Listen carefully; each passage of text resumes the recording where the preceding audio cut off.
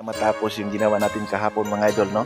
Isang araw lang to ginawa natin at nabuo natin tong isang medyo malaki-laking kulungan sa mga alagang manok. Okay, dito natin lagyan natin ng babae at lalaki dito para sa breeding.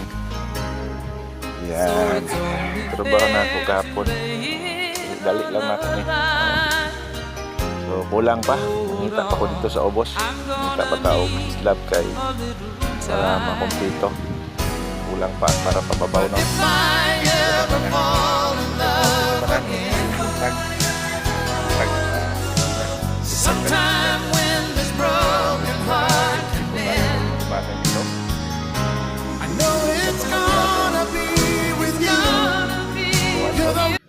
padayon lang yun mga idol ang Ginoo kanunay nga magalamdag ka na to magagiya sa atong inadlaw-adlaw nga pagpanginabuhi nining kalibutan.